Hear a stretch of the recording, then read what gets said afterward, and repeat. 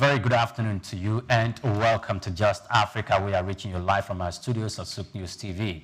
This is where we examine the opportunities and challenges shaping business and development across the continent. And today our focus is on failure rate and remedies of small and medium-sized enterprises, a critical subject for Africa's economic future. Now, SMEs are the backbone of the African economies, and there's no doubt about that, accounting for more than 80% of businesses and improving over 60% of jobs. Yet, they face staggering failure rates, with studies showing that between 60% and 70% of African SMEs collapse within the first 5 years.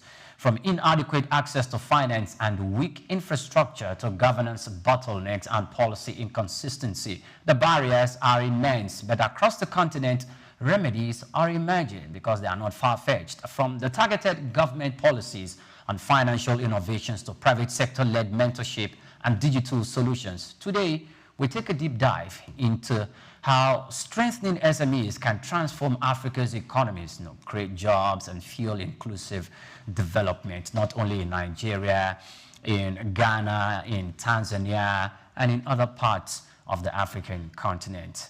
Good afternoon to you again. Welcome to the program. And hello, Omivi. Yeah, good afternoon to you, Pri. Good afternoon to your Lagosians, Nigeria, and Africans. Yes, it's a beautiful conversation we're going to have. SMEs, small, medium, and scale businesses. Yes, they may not be the Dangote, but just as you said, you cannot take them out of the economy. No. You understand? When we talk about SMEs, remember your neighborhood, your tailor, your hairdressers, and the likes. They may not have a very large employment scale, like they don't employ 500 people, but like individually, you understand, they don't, but collectively they have over 200, they employ over 250 people. They create so much jobs for the society. You understand? And take it or you leave it. The future of Africa is not, for me, is not in oil. The future of Africa is in creativity, is with the entrepreneurs who are ready, who are thinking of businesses, creative businesses every day, and putting food on people's tables every day. And statistics shows that by the year 2030, these SME sectors will be contributing about $1.4 trillion to African GDP. So you see, it is a sector that we should actually be looking into, that the government should be focusing into, and how they can make individuals, business owners, thrive. Not just say, okay, they're just SMEs. Because the challenges these people are facing, it's not something that can be exhausted in a day. It is a whole lot. But I know that, yes, we're coming up and solutions are being professed each day that comes, and we will get better. Great. We will get better. Now, let's go into where we really, intimate you with actually what SMEs and their survival rates, their downside, and how they are required to keep up with the uptick of business, economy, and development within the continent of Africa. The topic, explores why small and medium-sized enterprises are the driving forces of Africa's growth, the struggle with high failure rates, and what practical remedies can ensure their survival and sustainability. It also reflects on how solving SME challenges not only supports entrepreneurs, but also boosts local economies, strengthening trade, and reduces employment. Now, reduces unemployment rather. So, you rightly said, when they are individual, they can employ 1-2 people. But if we have Nigeria, about more than 200 million people, if we have 100 million SMEs, we have typically solved, not just 100 million SMEs, 100 million virile, efficient SMEs. No matter how small they are, we have solved the problem of Nigeria. And if we replicate same feat within different African countries, we have solved almost half of the problem, if not 85% of the problem of unemployment. Because if you look at the continent of Africa, if Nigeria alone let's assume we have 1 million or 100 million SMEs, and each of them are able to employ 2-3 people, then you have achieved the problem. However, there are SMEs, some not even captured within the government radar when we start talking about organizations that are registered with the Corporate Affairs Commission, and their employment, even female salons. You can see some staff, people that work there, they run into 5, 10, and more. And some even by people who sell things by the wayside. They might not be big enough for us to look at them within the lens of an effective SMEs, but they are employing 1, 2, 3 people. And that's a great addition. We're not just talking about things that people want to do to survive, but things that they're doing to survive, and they are providing employment for other people. And that in itself, that is where the informal economy is domiciled, and that is quite an area that the government needs to take a very good look at. And this morning we had a conversation on how the government can have all these organizations or SMEs, most of them will constitute the informal economy, to have a record for them, so they can have access to credit by the time they start coming for loans, especially things that does not have to do with collateral. But the thing is, would they want to register because they fear that the government actually wants to impose a tax, serve as one of the reasons why they are shying away from that? For me, I believe if they are enlightened enough, some of them, they have no information about registration. They just feel starting up business, okay, I have this business idea, so the next thing I get a shop, or just what we Lagosians call pako. We just knock some pako there and, bring in whatever you want to sell, and you believe the business has started. But that's from what the conversation we had on Just Africa on Friday, talking about CAC. We had Barrister Lawal here. He enlightened the public, the society, on the access to these things. It is easy. For me, I feel that these people, business owners, first of all, they need this orientation. They need to be educated. They need to be informed that, yes, their businesses, no matter how small, can be registered. But then the government also have to make some policies. Some of these policies, they have to be flexible. Have to be something that, yes, they understand, something that, okay, they can relate with. If the salonist by my shop or by the roadside decide to go to a certain bank, they won't give them money. They won't give them loan. They won't give them such things because, first of all, the banks don't even trust them. That's because there are no track records. Records are not kept. So as long as records are not kept, some of those people, like you rightly said earlier, most SMEs, they collapsed within the first 5 years. You even said 5 years. The latest statistics shows 3 years. So why? Because these people are not well trained. These people do not have the right information. These people do not have records. So how do you meet a bank and tell the bank that, okay, I need a certain amount of 100,000 to 200,000? I think the banks can freely give that 100,000. I don't think so. When we're looking at viable SMEs, they should be looking at least from 2 million upwards. And you think the banks? No, they would have started. That's where the banks really had to come out with the catchphrase of collateral, or giving something that actually they can bank on if it turns out to be a bad. How many of these businesses have collateral? If you say 100,000, 200,000, I think SMEs can access that. Even I don't think so. Just a moment. Even with getting access to that money, 100,000, 200,000 with other people's money, and also some apps that are into lending money, they can access it there, and if they can utilize to pay back, because we know how the uncivilized way some of those loan apps normally go about to get back their money. But if they're not going to do that, that's why like 100,000, 200,000 naira are monies that SMEs can have access to through unconventional means. But if we are looking at the conventional means, then we should be looking beyond 100,000, 200,000 naira, because we should be looking at 2 million naira, 3.5 million naira, or 5 million naira.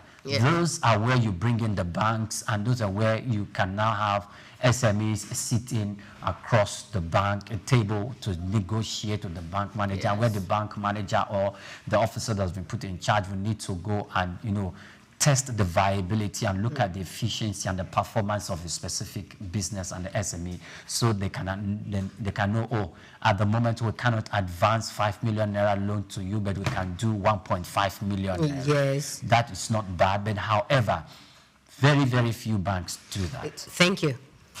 And that is not only restricted within the jurisdiction, within the confines of Nigeria. It is almost a common thing with other African countries. Yes, I think that's where microfinance banks step in. So if the conventional banks that we know, the big ones, are not ready to give such loans, yes, the microfinance banks do that a lot. Some of those mobile banking system, they also do that a whole lot. Because from my research, that most banks don't do it. That's why we now have cooperatives. You cannot go to cooperatives and they tell you, okay, we're going to give you 100,000. Let me give a very clear instance. My neighbor, my next door neighbor, who is into her small business, that's what she does. She doesn't go to the bank. So she is a member of a cooperative group whereby you can take 50,000, and within a week or 2 weeks thereabouts, there is a certain amount that you have to pay. So whenever she needs extra cash, extra money, before the duration, the expiration of the first one that she loaned, what she does, she looks for money from anywhere else and say, okay, I have completed the payment, so I need another one. So that is what cooperatives are into. That is what some of these loan apps are into. But if we want to pin it down to having you want to go to the bank to get 2 million naira loans, you want to go to the bank to get a 3 million naira loans, and you go to our conventional banks and they tell you without a plot of land or whatever they want to use as a collateral, you do not have it, SMEs will continue to go down.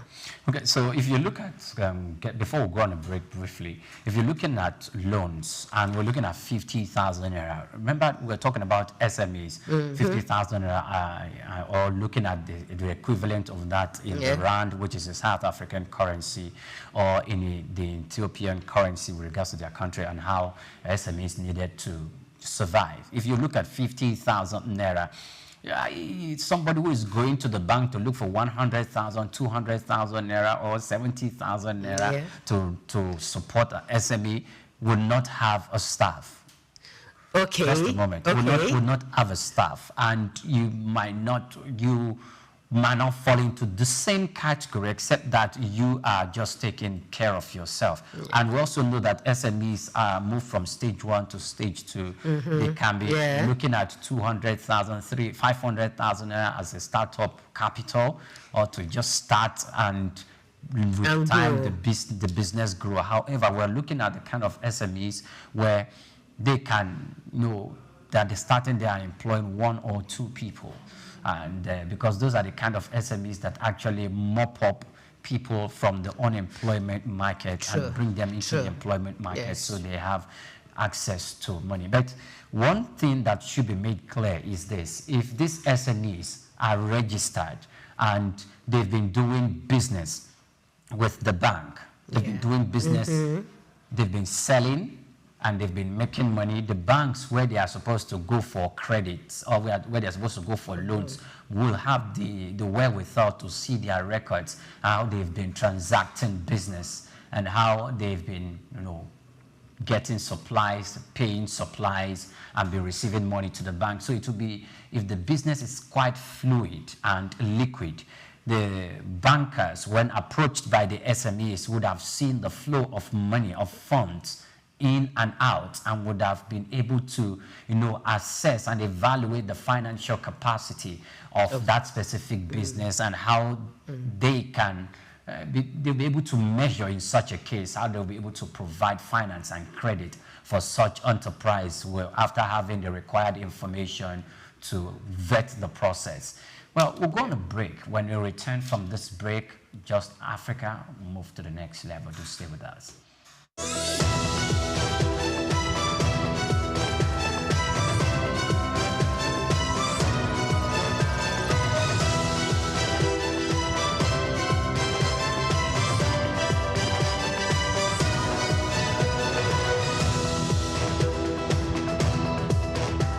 Idumota Market. Eko Idumota, once a residential neighborhood, is home to Idumota Market located on Lagos Island. It is one of the oldest and arguably one of the largest markets in West Africa. Idumota is a historic neighborhood adjacent to the Lagos port that facilitated the slave trade and later, under the British indirect rule, it surrounded to exports that fueled the colonial enterprise. Idumota was also the location of an armed forces remembrance cenotaph called Soja Idumota, built as a monument to Nigerian soldiers who served with the West African Frontier Force. An Eyo Masquerade statue and a clock tower are also some monuments at Idumota. Idumota Market is so popular that large sales are recorded as early as 7 a.m. The market is made up of hundreds of locked-up shops occupying several multi-story buildings, with some measuring about 5 or more floors. In 2010, the Lagos State government demolished some illegal structures in order to improve vehicular and human movement in and around the markets. During weekdays, the neighborhood of Idumota is densely populated by shoppers, traders, and bus passengers. From the Carter Bridge, ascending into Lagos Island, passengers can see the neighborhood before disembarking at their final destination. Idumota Market accommodates the substantial inflow of imported goods. The bulk of import from abroad are routed first through Idumota and then on to other markets through Nigeria and other West and Central African countries. The energy of private Idumota traders and wholesalers facilitate this activity, where millions of US dollars worth of wholesale is exchanged daily. Idumota Markets, Souk Enlightenment. My name is Shino Ogbadegeshin. I'm the CEO of Gozi Micro Insurance. Continue to watch Souk News. Adenike Adeyemi, Executive Director of Faith Foundation. Keep watching Souk News. My name is Shepherd Michael Adewale Onofuye.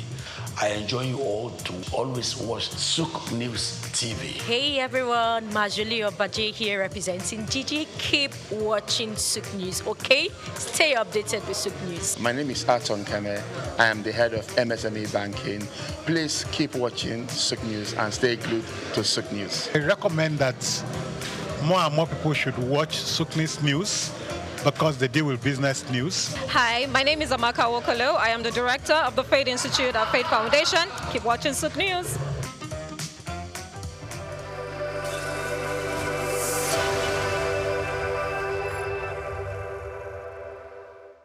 Broad Street. Broad Street, situated in Lagos Island, is steeped in Nigerian history. Once the biggest financial hub of the country, it housed the headquarters of major banks, linked to CBN, the stock exchange, and the loads of lender companies. Broad Street is a historically significant street. It has played a central role in the development of Lagos and history, an important commercial and administrative center for the British colonial authorities. It was also a home to some of the city's earliest modern buildings.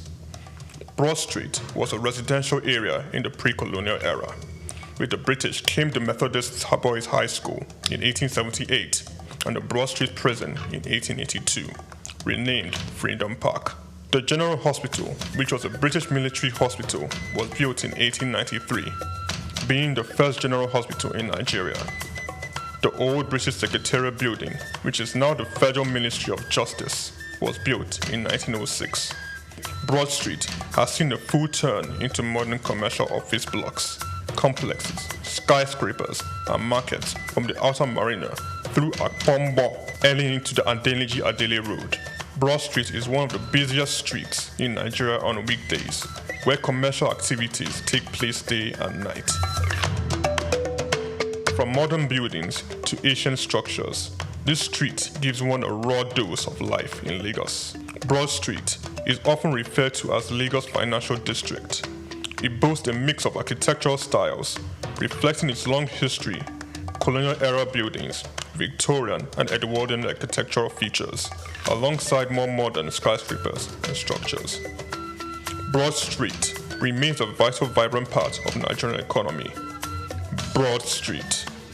Souk Enlightenment. My name is Shino Ogbadegeshin. I'm the CEO of Gozi Micro Insurance. Continue to watch Souk News. Adenike Adeyemi, Executive Director of Faith Foundation. Keep watching Souk News. My name is Shepherd Michael Adewale Onofuye. I enjoy you all to always watch Souqnews TV. Hey everyone, Managerial here representing Gigi. Keep watching Souk News, okay? Stay updated with Souk News. My name is Aton Keme. I am the head of MSME Banking. Please keep watching Souk News and stay glued to Souk News. I recommend that more and more people should watch Souqnews News because they deal with business news. Hi, my name is Amaka Wokolo. I am the director of the Faith Institute at Faith Foundation. Keep watching Souk News.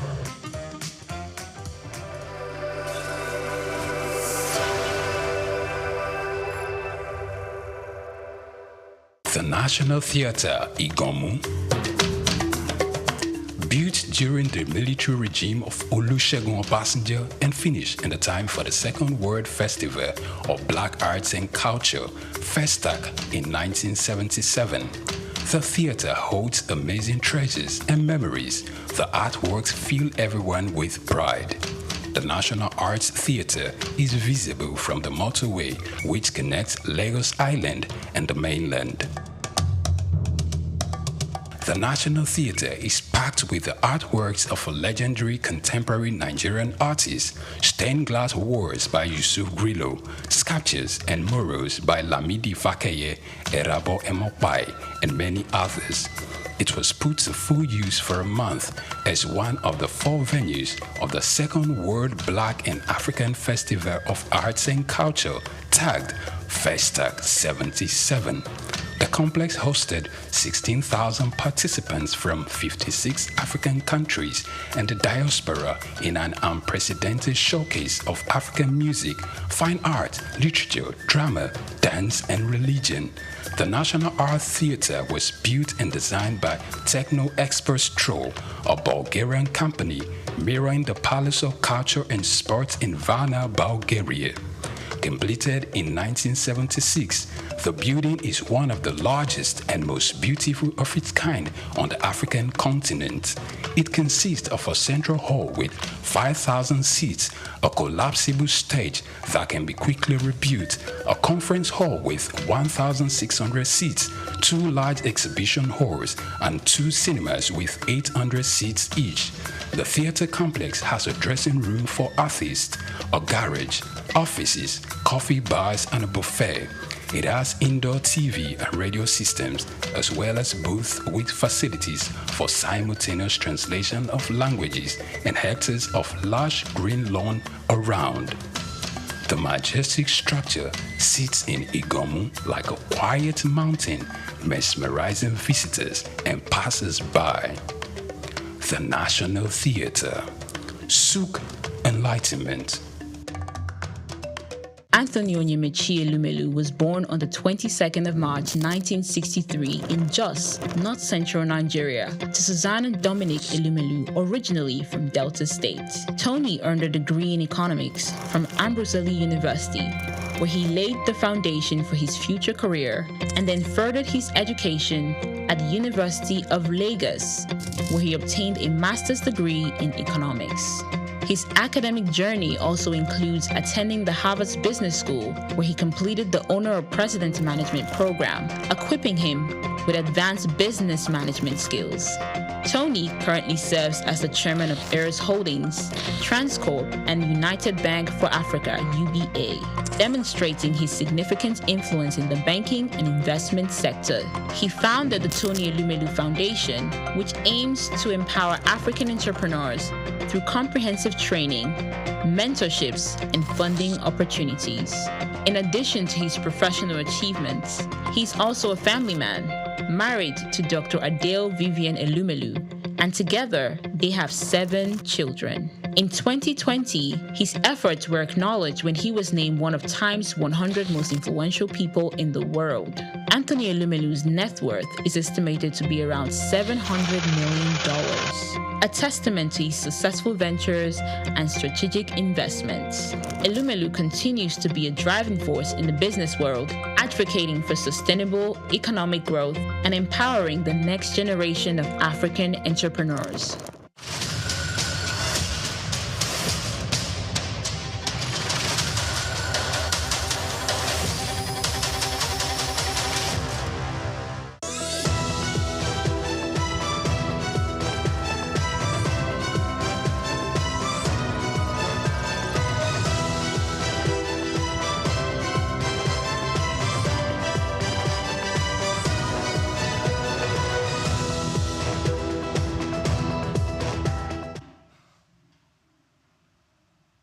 A very good afternoon to you once again, and many thanks for joining us. Now we have a guest who's joining us. His name is Dr. Boniface Chiziak. He's a respected Nigerian economist and development consultant and public affairs analyst with decades of experience in academia and policy advisory roles and business analysis. He has written extensively on Nigeria's economic reform, financial markets, and the role of small businesses in development. He's a regular media contributor known for translating complex economic issues into practical insights for entrepreneurs, policymakers, and the wider public. Dr. Chiziak's expertise makes him a leading voice in the debate on how SMEs can move from high failure to sustainable growth in the continent of Africa and the continent's economic transformation journey. Good afternoon to you, Dr. Chiziak, and welcome to Just Africa. Thank you very much for having me. Thank you. Great, you're very much welcome. Now, first of all, some of the peculiar problems that Nigeria has, many other African countries have. Talk about power failure, talk about access to credit, and the positive side now, if we have to talk about the informal sector and how they seem to, contribute largely to the GDP and to solving the unemployment market, spreads across Africa, all African countries. So why is it that most African countries, SMEs, don't live to 10 years or they don't live long? What could be responsible for their, demise? Well, in fact, 10 years is far. I think that the received wisdom, the experience is that when any SME survives the first 5 years, then it's gained some traction. So it will take something unanticipated, something that is disruptive, for that SM to be effective. So the first 5 years, that's the key. But the reasons are that they are numerous. So coming from the fact that most SMEs, first of all, it's good for us to say that SMEs are quite dominant in the Nigerian economy and most other economies. In fact, the estimation is that about 97% of our Nigerian production, 50% of our employment, they're all due to SMEs. And as you said in your introduction, they also have an informal sector. That's why, for instance, when we start talking about comparability, trying to compare us with other more developed countries, and we come with indices like the GDP and so on and so forth, you find that we have a large informal sector. In fact, what received wisdom is that it's only Italy that has a larger informal sector than Nigeria. And so why they fail, so we can start from, how do they even get into the business in the first place? When we talk of failure, most people just immediately rush to finance and so on and so forth. Yes, finance could be an issue, but that's not all. So sometimes most business people go into business and they didn't take their time. So they didn't go in with their both eyes open.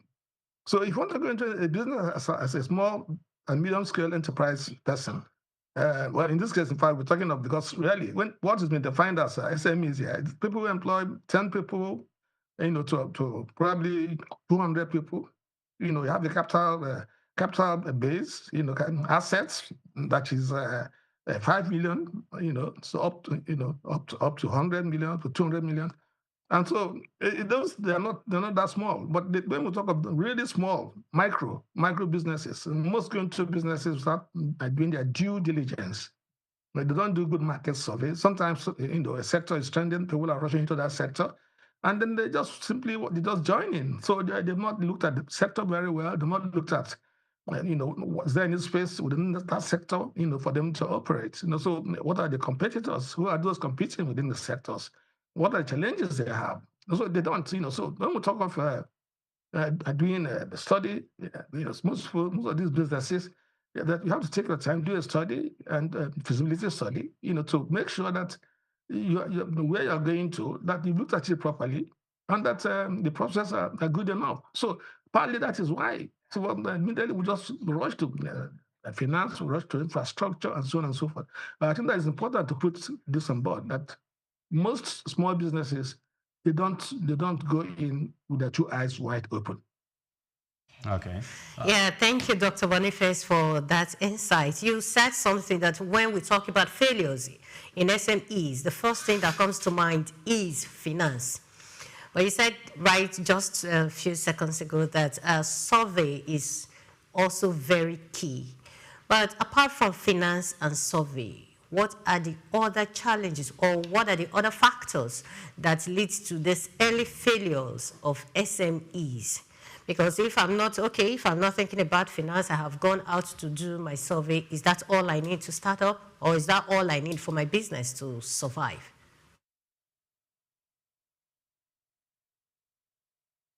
Dr. Boniface, are you there? Okay. I think that's a question we really require him to take a look at. Yes. So, I want to really see from his own perspective that they need to do survey, most especially because he mentioned that that's for the micro businesses.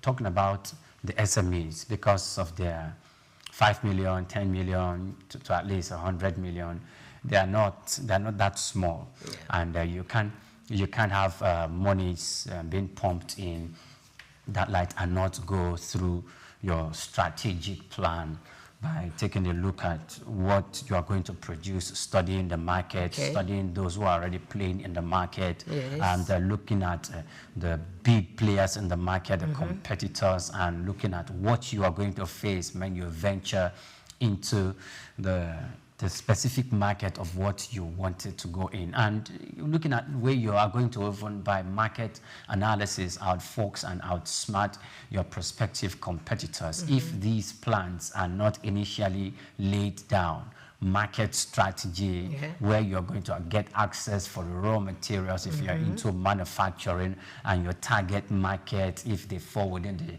the part of those who are older, in the middle age, or the younger people that in the continent of Africa seem to be above 75, seem to be above 60%, if that is your target market, and how your product will be specific to meeting the desires and the yearnings of those people. Because if those studies are not put in place, if they are not, really itemized and, with specific strategy on how you're going to navigate that business terrain and the waters, most small businesses or SMEs start their failure from there. But you also made references to the micro businesses, most of whom do not actually go into doing any market survey or any practice. You just wake up and start a business. They just wake up, they have the money, or they have access to money from those around them, other people's money, and they felt, oh, I think it's just me to get it. I just need to get a space for the shop and just open up and start doing business. For me, I'm so much concerned about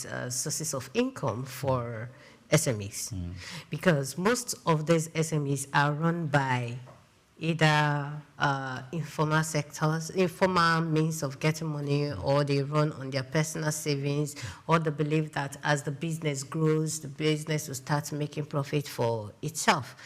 And with that, you can use it to run the business. From my little understanding about businesses, you can't, a business that is just starting, let's say within the first 3 to 5 years, is not going to make so much profit. It's not going to be able to take care of itself. Okay. Take a school, private schools, for example. I do not expect that, a private school that is just starting is going to be able to pay all the teachers.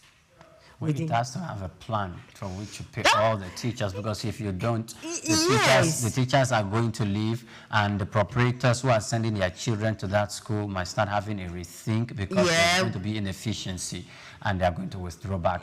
Now we have Dr. Boniface joining us again. Welcome back, Dr. Boniface. Many thanks for joining us on the program.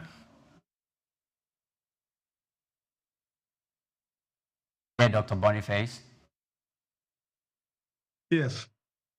Thank you. Many thanks for joining us. Yes. Yes, before the interruption, I was asking, apart from the money, finance in running the business, and the survey you talk about, the information about starting up a business, what other factors are responsible for the early failures of SMEs in Africa?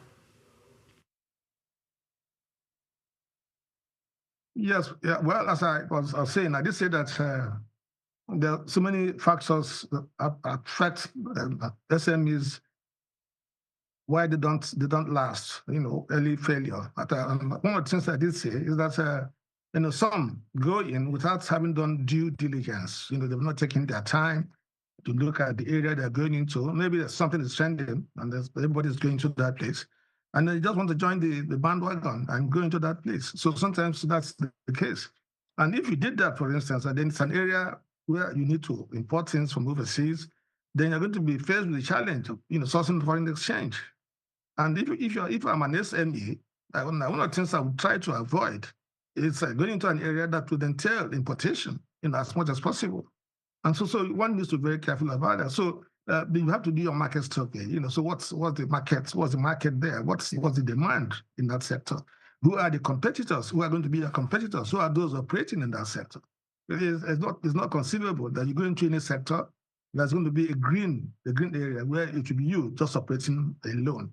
So of course, if you have a company that is doing some business and then they needed to backward integrate, and they bring you on board and say, look, come and begin to produce this for us. There was a time when Nigerian brewers, needed to had problems with sorghum, foreign exchange to bring in sorghum. And we were looking for farmers, to backward integrate. So they would hold their hands and help them, to, grow that for them. So be outgrowers. And now you can have that case, but otherwise, so one needed to be very careful to make sure that where you're going into is an area that you'll be able to operate, is an area that is viable. So I think that's a nice thing to say. But often when you talk of what problems you have, small and medium scale enterprises, most people begin to think of finance. Finance, yes, would be an issue, but then it's not all the problem. All right. Thank you very much. Now, Dr. Boniface, one of the reasons that is peculiar to all African countries is that the access to credit. If finance doesn't seem to be the world problem, but it constitutes one of the major problems. Most SMEs in Africa does not have a credit track record with the conventional banks. And that in itself, become a spanner in the wheel for them to have access to credit. Most SMEs in the continent of Africa lack electric power to run their businesses. This in itself have become a cog in the wheel for them to have smooth business operations. What sort of government policy would you prefer to these critical issues so that if SMEs are critical and they are a strong backbone for the survival of the African economy and they are a driving force in the African economy, how can the government or what would be your proposal to governments of African countries to make these challenges something that the SMEs can just bypass without having problem with these? Well, I'm the issue of finance. I think that the government knows about this. For instance, in Nigerian environment, there are institutions that are there and that are supposed to take particular interest in giving funding, extending finance to small and medium-scale enterprises. So you have this, you have media is there to help them. There are some banks, the Bank of Industry. You have Nigerian Development Bank. You have the Central Bank. So there are organizations, but then when you these ones might not be adequate, because if you look at the scale of the demands which we are going to have, it's going to be barely adequate. And so that finance remains a challenge. And what then government would have to do is, first of all, to put them in a state where it's going to be easier for funding to be given to them. So the funding that you have to give to small and medium-scale enterprises, you have to try and avoid the regular approach to funding, which would entail, for instance, the funding organization insisting that you have to come with your collateral and so on and so forth. So they have to find a way.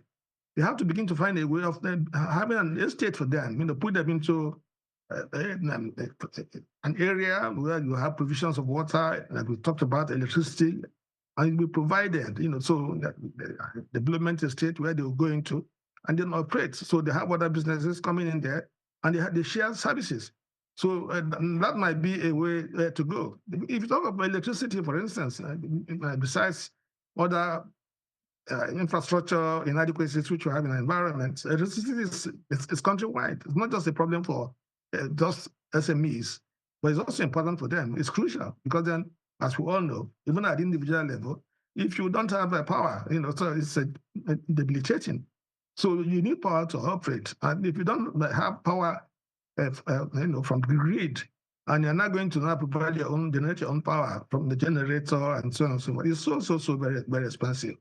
And so you rightly observed, across all countries in Africa, inadequacy of power supply. And that's why I think that for development purposes, that there's a need, for instance, for something like power supply as an infrastructure, that extra attention is paid to it to make sure it's there. But there are other things we can talk about in terms of making the environment friendly to SMEs. There's so many other factors. You can talk about security, you can talk about taxes, you can talk about registration of businesses and so on and so forth. You can talk about road network, you can talk about water supply. So there are many things, and you're not just limited to just one country. But I think that maybe in Nigeria, we seem to, because of the size of our problem, given our population, these problems are magnified in our environment.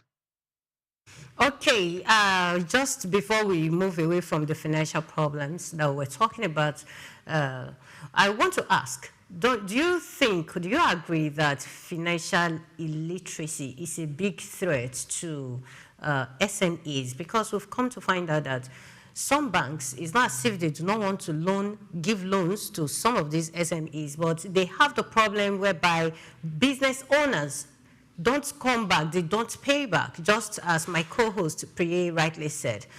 How do we educate these business owners? How do we make them understand that financial literacy is very important so that they can understand cash flow in Africa, not just in Nigeria right now?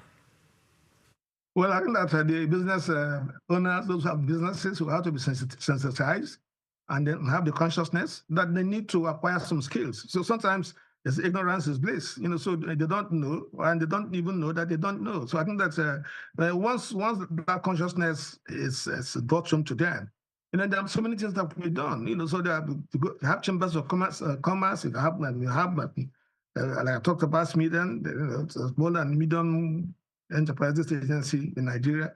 They go and try to do hand-holding, offer training sessions, and teach people, how to run the business and so on and so forth. So that could be done. But what I hear you saying is that more emphasis should be put here so that the businessmen, would help them. But I expect that you have, in some places, for instance, you have a British-American and American chambers of commerce in Nigeria, and people are welcome to belong to those chamber of commerces.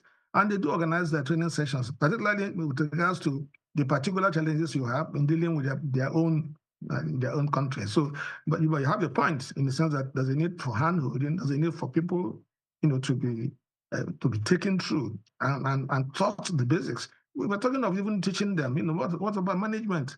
Some small and medium-scale enterprises, maybe not those on the scale we're talking about. Some, if you look at micro businesses, some don't even know that the finance, their own finance and that of the business, should be separated. So some business people, the micro type, they don't put themselves on, they don't pay salaries to themselves. So they just get the money, comes to the business, and they just spend as the need arises. And so you don't have the sort of transparency, to which you know what's happening to this business. But I think the point, yes, the point is taken that they need, and given the fact that SMEs have a critical role to play in economic development. I just said earlier that they produce about 50% of what you produce, employ about 50% of our population.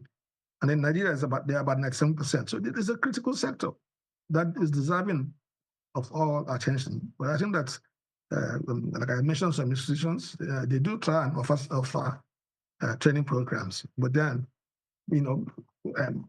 such efforts, such efforts scratch the surface of the problem. I think that's the issue. I think there's so much scope.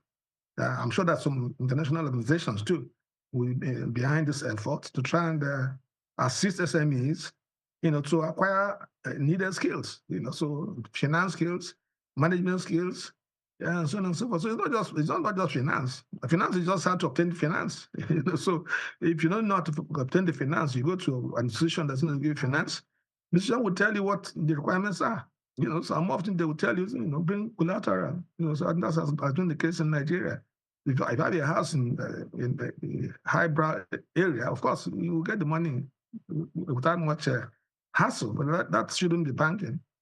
Collateral should be the fallback. So give the money to you after we've done due diligence. So we are sure that the business is viable.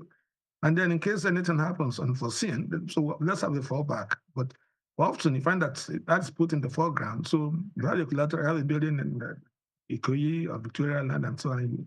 You want to borrow from the bank, they are willing to give to you. And so again, what that says is that even finance organizations, of course, I should expect, I should try and adopt a different template in trying to deal with these businesses. In Africa, we've been talking about SMEs, but one thing that we have seen on ground is that we do not have production capacity, adding value to the raw materials that we have deposit in the continent of Africa. So when we are talking about manufacturing, Africa is not there when we make comparisons with China and with the West. So one question that we're asking ourselves is this: if we're having so many SMEs come into the frame of things, why are we not having most of them venture into manufacturing and value addition into raw materials? Recently, the government just said that when we excavate and we mine raw materials in the country, we must add 30% value before we export. But do you think we can stand true to that policy direction? Because we seem to be lacking enormously when it comes to manufacturing. Most of our manufactured goods still comes from China, comes from Japan, comes from the West. Where do you think many people now who want to venture into SMEs and business, how are we going to convince them or incentivize them to go into manufacturing so that we can cover that aspect and not have keep going through the routine of just shipping in finished product from the West to sell here in Africa? Then we say our SMEs are doing well.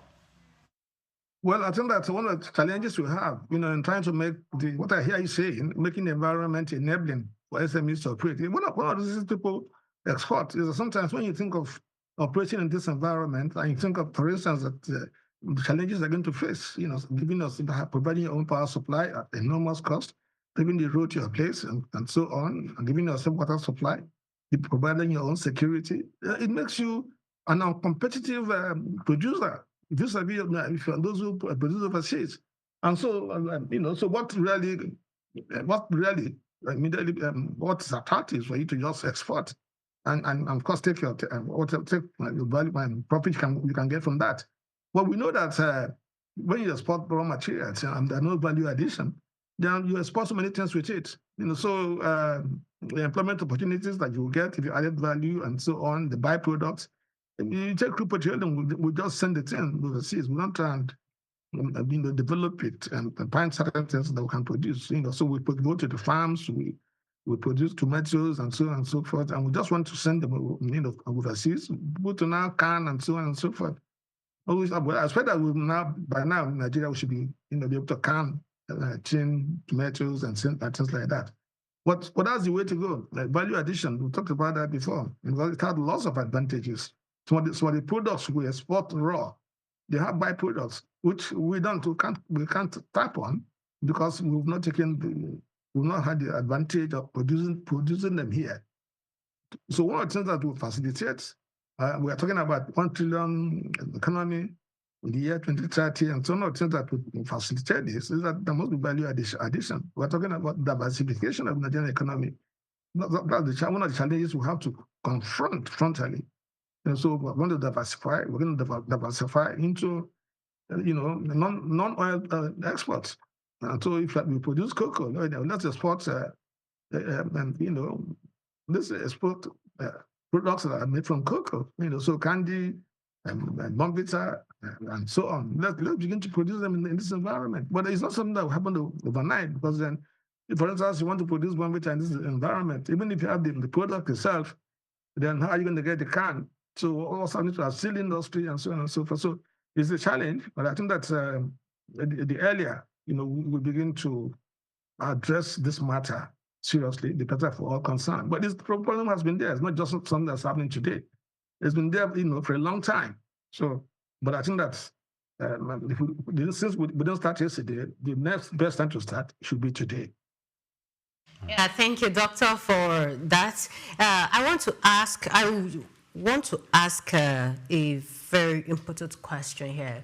We are moving from the traditional style of doing businesses to the digital era. Now, most SMEs still, only a fraction of SMEs have adopted the technological system of running their businesses, of technological tools. Many of them still believe in doing the traditional way of running business. That's what they still do. How can technology help in boosting SMEs in Africa? And do these business people really understand the importance of technology in running SMEs in Africa? You don't have any choice in the matter. Technology, if you don't embrace it, then you miss the bus. So you take what AI is doing now. So the AI is doing so many things, and so if you don't get on it and you don't operate, then you're going to be so disadvantaged that there's no way you're going to be able to operate. So what you just said, it's the way to go. And so we have to embrace technology. One of the advantages that has been ascribed to small and medium scale enterprises is that they facilitate innovations, because we are operating at a scale where you can experiment, you can take some chances. So, and then open, so you can do things, and then if it fails, the loss is not going to be that much. So I think that what you're saying is right. This technology is a must. So it's come on us. And now, the challenge, the fear now is that, artificial intelligence, what is that going to do to us, as a group, as a people? So people are saying that AI will be taking jobs. Of course, again, AI will be creating jobs. So what that calls for is that everybody has to get on the train. So I see training skills being advertised on the internet every time. You want to be an expert, you can become an expert. You can be, if you get on that board, acquire AI skill, a chat, GTV, and so on and so forth, and all those things. So I think that's the way to go. So we need to emphasize technology, because if you don't do that, then you're not going to be able to operate. The environment in the future would find it difficult to be able to operate. So I think that's it. Have any success story of a business, of an SME operated person that has been successful in using technology, using technological tools to run their businesses? Do you have any success story? Looking at your profile, you should have seen one or two. Not readily, but I know that when you look at it properly, and you find that there's a lady recently that you look at the internet somewhere in Akwa Ibom, they're supposed to have produce something, some device, and they're supposed to, to be a world beater. So I find the youths, they're very creative. So I don't have the details about it, but there's a lady recently that has been celebrated. So I see that there's something she produced, that would challenge Google and so on and so forth when it begins to operate. And this is from somewhere in Akwa Ibom, Uyo. So I would expect that there are many other people, any other places like that where things are being produced, and there's so many Nigerians overseas who are doing exploits, producing things, producing cars, and so on and so forth. They might not be able to come to Nigeria and be able to do that. But what you're saying is that if you make it attractive, and that they want to come back and they are patriotic, then they should be able to come back and assist. But we have also establishments, that are supposed to, push innovation. So, should be here, that's supposed to be where it was supposed to be creative and producing things and fabricating things, and so. But I don't know what extent they've been impactful.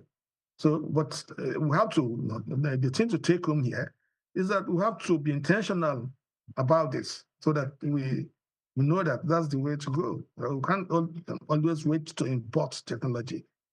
People are creative, they're ingenious, and if you go to the internet area, the digital area, Nigerians are doing reasonably well. So I think that what people would need is the encouragement, the enabling environment, for them to be able to, grow wings and then fly like eagles. So I think that it's all there, But like what you did say, that I might not have specific examples to give, but I just gave you one now, which again I don't know what's happening to it now, but it was there on the internet. All right, thank you very much. Now, Dr. Chiziak, let's go on a break. We are going to come back to the studio, and we need you to address the issue where government comes into play, but the area where government comes into play is about taxation. How government can, through the instrument of taxation, though, to get revenue for the nation, but how it will not be an hindrance to the smooth operation of small and medium-sized enterprises, but rather a vehicle to enhance their productivity and efficiency in the continent of Africa in order for us to, gain and not lose. So please stay on the line. We'll go on a break. When we return, we'll have you answer some of these questions in regards to taxation. We'll be back in a moment.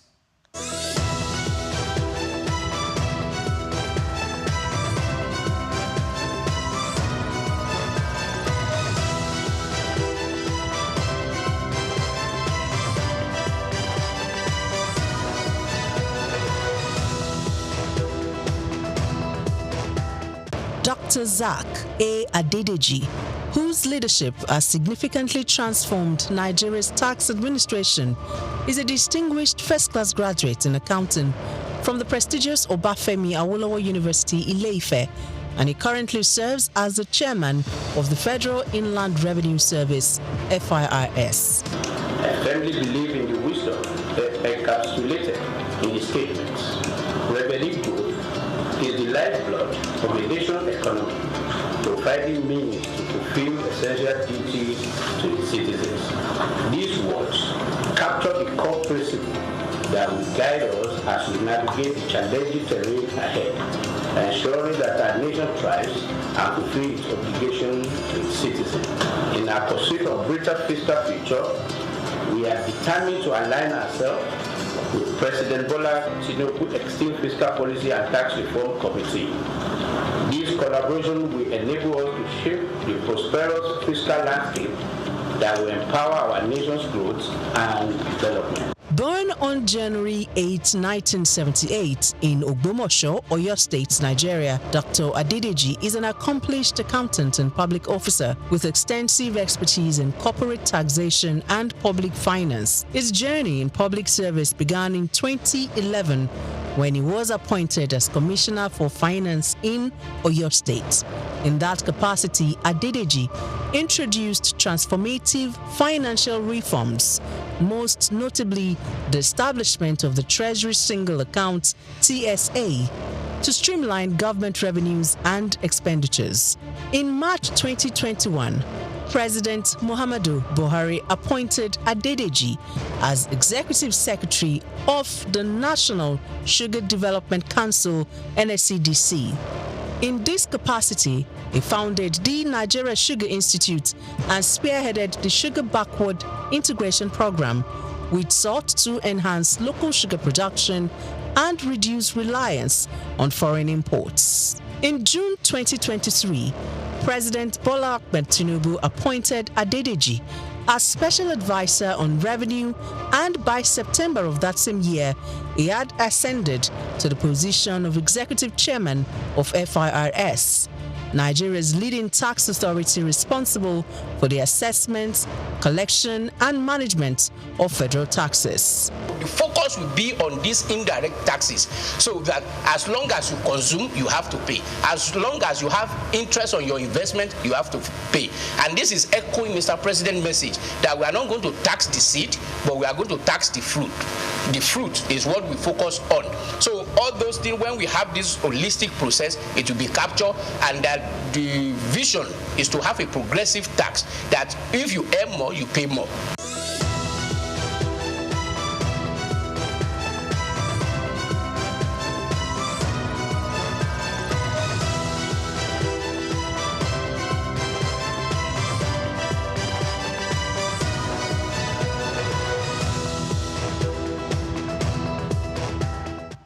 Welcome back. Many thanks for joining us on the program. We'll be looking at SMEs and the specific role they play in driving economic development in the continent of Africa. Our conversation has been with Dr. Boniface Chizia, who's a respected Nigerian economist and development consultant. Welcome once again to the program, Dr. Chizia.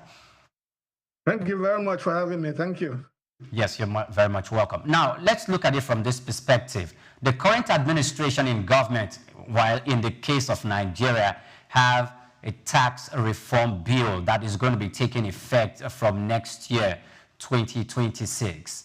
So if that starts, even though there are clauses and there are provisions in that bill that provide smooth operation for SMEs, an example of that is that companies that make less return for less than 50 million naira in the year annually may be excluded from being taxed. But still, I want to ask, other taxations, other taxes that are available or that are being levied against SMEs, how can we do that within the continent of Africa, where tax is not used as an instrument, even though the government wants IGR, but it's not used as an instrument to muscle SMEs, but rather to enhance their operation so they can play the effective role they are playing in job provision in the economy? Well, I think about our tax reform. I usually have some worries. I say to myself, I hope we've done our homework properly, with the reforms, because the exemptions we have there, to me, I may be startled about them, but if they've done their calculations, they look at the various scenarios, well, I think I say so be it. As you pointed out, governments, in fact, the current expenditure, government should generate the current expenses from taxation. Government should not borrow, to pay salaries. That's not on. That's not progressive. That is not developmental. And so if you come from that basis, what has happened in Nigeria before is that our tax to GDP was about the lowest in the sub-region. We had tax to GDP ratio that was under 10%. And when at minimum, we should at least target about 15%. And so you had a case where the tax we were generating was not able to fund our current expenses. And that's certainly not on. That's not good housekeeping. But there are many reasons why that was so. And I think one of the things they try to address with this tax reform is to try and make it easier for people to comply. So on the other occasion, first of all, you have multiple taxations. So businesses are being taxed all over the place. Local governments will tax you, and the states will tax you, federal government will tax you, and so on and so forth. So there are multiple taxations, and people have challenges. Being able to, to keep up with all those numerous taxes.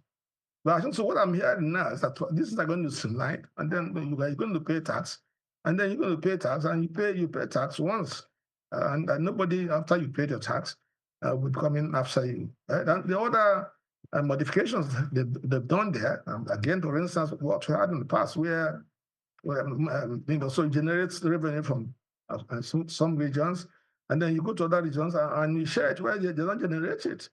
So you take something like having VAT on taxation and alcohol and so on and so forth. You bring it and you share it equally. You share it to regions that don't accept alcohol and smoking. So I think those are some challenges. So we expect the reforms have come. We hope that when they are being implemented, someone would want to say is that as we implement them, then there must be some tracking. So make sure that the expectations, the deliverables we expected are being realized, and so that if there's a need for a cost correction, to be undertaken, that we don't lag in initiating action. So that's the thing to say. But the taxation has to be progressive. It has to be such. But people should pay tax, because if you don't pay tax, then how's government going to generate the money? Government is not going to just print the money like we did under the last administration. If we did that, it's inflationary. So you're going to have challenges with prices in the environment. And of course, inflation is a bigger problem. When you talk of SMEs, we're not even talking about inflation. The inflation that we've had in the last 2 years is something that's not sustainable. And so if you're in business and you are spending so much to buy, you're spending under 600 naira to buy a liter of petrol. Suddenly it went to 2,000. As a business person, how are you going to manage that business? So the quantum leap is disruptive, and so that will apply to other areas of expenditure. And wherever, for instance, those who are reliant on foreign exchange, they're going to have challenges, because then the thing went up from I said 500 naira to $1. And what it is today, it was going to 2,000 before it settled now at 1,500, and we're already thinking about stability. So I think those are challenges. So the tax is important. Tax is inevitable. You can't run an economy without tax. You don't borrow to pay salaries. You don't borrow to pay recurrent expenses. That is wrong. You borrow to leapfrog development, to put in infrastructure, put in things in place that will generate revenue, and then would be able to, liquidate the obligations that will arise from that money that you borrowed. But when you borrow the money and you consume the money, we've not even talked about corruption in the environment. The cost of corruption in the environment is something else, is enormous. So I think that's the challenge. But we need to, when we're talking of getting our acts together, it's one of the things that we needed to do. We need to make sure that the tax delivers on what the expectations, what we expect to get from the tax, we should get it. All right. Thank you, Doctor, for that. One thing that is common in the SME sector is policy inconsistencies. They are very common there. So what is that one regulatory change you think that can significantly help the SME in Africa? When I mean change right now, I'm talking about positive change. What is that regulatory policy you think that can change the SME sector for good? No, I think what's important is those who are the policymakers should be sensitized. I'm sure they know. So when you have policies and policies begin to gyrate, dance in the wind as if it's, so people have operating in that environment, we have a difficulty, and we have some difficulty operating. So that's no two way about that. And so where policy flip-flop, like what's happened in the recent past, so people think this is a policy and they prepare and go to work with that policy. And then suddenly the policy is being upturned, suddenly, and then this happens not once, not twice. then that says the environment is not, you don't have stability, not the environment. And that's why you find that when we talk of central bank, we talk about its key objective. We have price macroeconomic stability. And a part of that, of course, is managing inflation. And so it's very important. It's no-brainer, to know that, everybody to know, policymakers should know that the challenge of making sure that you have a stable environment is important for any business to operate. And when we have foreign exchange and the rates were fluctuating between one business cycle to another, you can't predict what the rates are going to be. No business will be able to operate under such circumstances. Businesses can manage risk, but not uncertainty. So they don't have a second sight. They begin to predict, they begin to second guess what is going to happen. Okay, yes, Doctor, talking about inflation, the WTO president, Dr. Ngozi Okonjo-Iweala, said that the economy is stable. What is your thought as an economist? Well, Okonjo-Iweala has, I found a bit, something favorable, to say something for the government that is favorable. I think that's exactly what she's trying to do.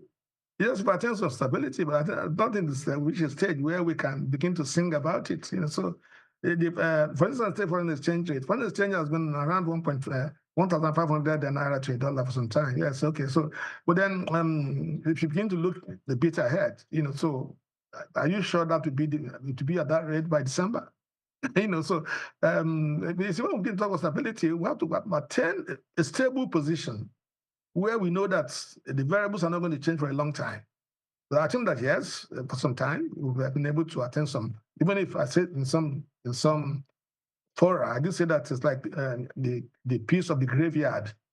So we attain some stability, but it's at a very high place where people are suffering, where people are finding it difficult to to make ends meet. And so we have some stability, but that stability is at a high cost, and it's very difficult is this sustainable? And that's really what we should be asking ourselves. So we have stability, but that stability is, so I think, yes, there's some stability, there's a semblance of stability. But beyond that, really, we cannot, none of us today can predict what will happen by the end of the year. Nobody, so that's so much about stability. In an environment, go to Europe, go to London and Britain, and go to US. You can say, for instance, the rate of inflation is going to be within this rate that it is. Not beyond maybe a few percentage movement in the next 1 year. So that's stability. So, but like I said, in fairness to Okonjo-Iweala, World Trade Organization lady, she's come to Nigeria. And she needed some good sound bites, So I think that's sound bites. Then go and see the president, and then the president has been criticized all over the place, and then not putting a word, in support. So that's really what she has done. But so yes, the world knows there's a bit of stability, but is that stability? Is it really? Can we say sustainable? Right. All right, Dr. Chizia, thank you so much. Now, before we have to go on a break also and come back before we finally let you off. Please do stay with us.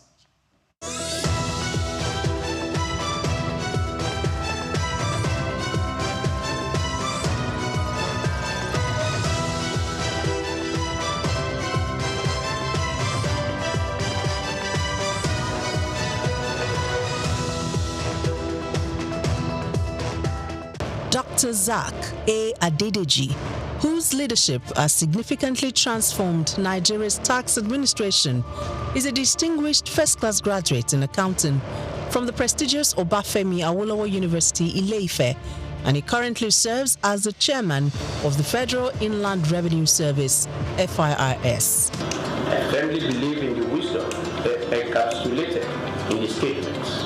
Revenue growth is the lifeblood of the national economy, providing means to fulfill essential duties to the citizens. These words capture the core principle that will guide us as we navigate the challenging terrain ahead, ensuring that our nation thrives and fulfills its obligation to its citizens.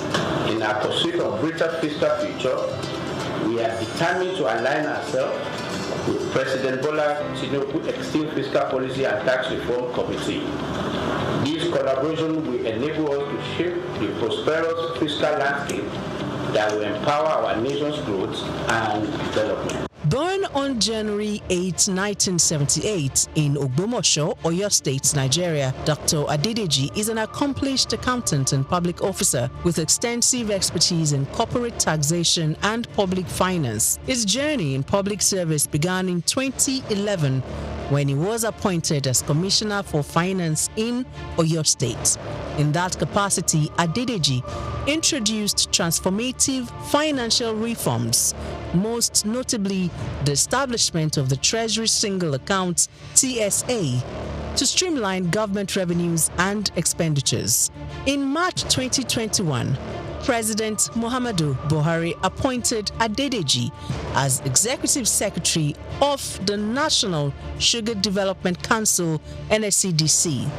In this capacity, he founded the Nigeria Sugar Institute and spearheaded the Sugar Backward Integration Program, which sought to enhance local sugar production and reduce reliance on foreign imports. In June 2023, President Bola Tinubu appointed Adedeji as Special Advisor on Revenue, and by September of that same year, he had ascended to the position of Executive Chairman of FIRS, Nigeria's leading tax authority responsible for the assessment, collection, and management of federal taxes. The focus will be on these indirect taxes, so that as long as you consume, you have to pay. As long as you have interest on your investment, you have to pay. And this is echoing Mr. President's message that we are not going to tax the seed, but we are going to tax the fruit. The fruit is what we focus on. So all those things, when we have this holistic process, it will be captured, and that the vision is to have a progressive tax, that if you earn more, you pay more, and if you earn less, you will not pay. Under his leadership, FIRS exceeded its 2023 revenue target of 11.55 trillion naira. As chairman of FIRS, Dr. Adedeji implemented a performance-based system aligning with the service's new slogan, simplifying tax, maximizing revenue. Dr. Zaka Adedeji has done incredibly well in transforming and reforming the tax processes and procedures in Nigeria. In a little over a year being at the helm of the affairs of the tax body in Nigeria, we have seen a significant improvement in revenue generation. His policy of not crumbling business with taxation is something that also needs to be applauded. Zaka Adedeji philosophy is taxing fruits and not the seed, and taxing prosperity, not poverty. Because if you look at the fiscal landscape of Nigeria in the past 10 years, you find that businesses have struggled to live, and that has led to the exit of so many businesses from Nigeria. But with this new reform, we're saying that the businesses will profit from the reform processes, and that will mean more business for Nigeria. We will have a lot of foreign inflow in terms of foreign direct investment that will actually drive the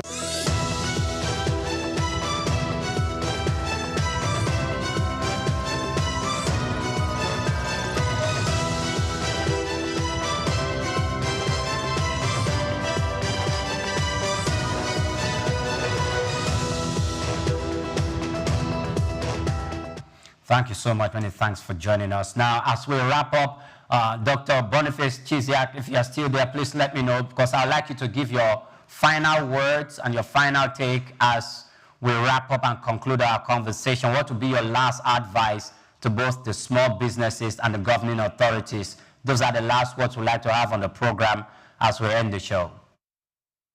Okay, thank you very much. I think what to say is that we have to be conscious of the fact that the place of small and medium-scale enterprises for the development of Nigeria this is a crucial area that's deserving of our attention.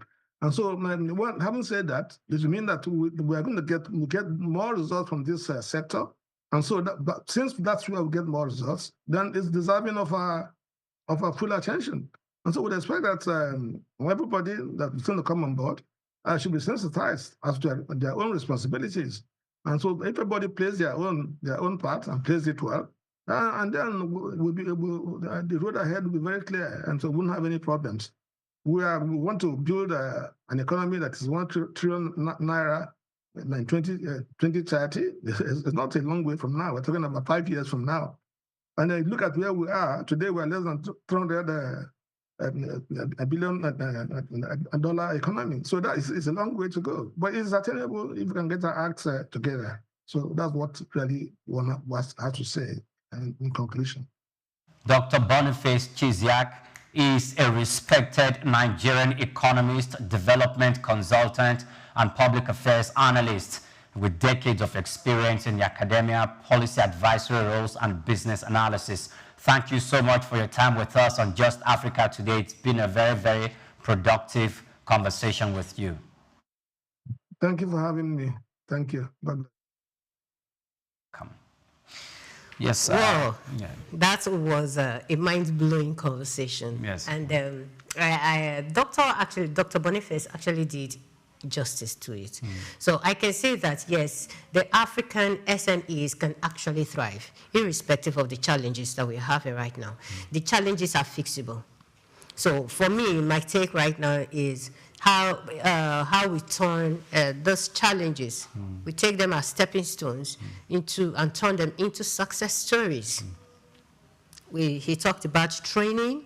The summits are organized by different organizations all over the world. So SMEs, business owners, I think if the owners don't want to go for these trainings, they can actually send some of their staff for training. You can never overemphasize the importance of training because you're going there to acquire new knowledge. Then government policies, as he rightly said, these are things that, yes, the government must look into. Yes, okay. The policies should not be too rigid. They should be something that, yes, those business owners will be able to cope with. When you want to tax them, don't overtax. Because we still have a epileptic light system, power system in Africa, in Nigeria. Yeah, so these people still run other health costs. They still do other things that take away their finances. So when tax are coming in like this, government should make policies that, okay, let's make it light for those people. And again, I believe the government can also give grants, soft loans and all that, whatever they need to do to make these people succeed in this sector. I think they should put it in place. Those policies should be made, not making this policy today like one of the questions that was asked, inconsistencies in policy making. They should make policies that will make them to know, okay, in the next 5 years, this is what is happening. Not making one today, then tomorrow you're changing it, you are destabilizing those people. So I believe that, yes, we can actually do well in Africa. Yes. Well, we will do well if Africa starts trading within itself, which would give more strength to SMEs to really operate. And this is where we draw the curtain on the program today. Many thanks for watching. Now do well to follow us on all our social media platforms at Souqnews TV. I am Oyin Priya Kurmale. Do have yourself a fantastic day ahead. And I am Omevi Idolo. Thank you for watching.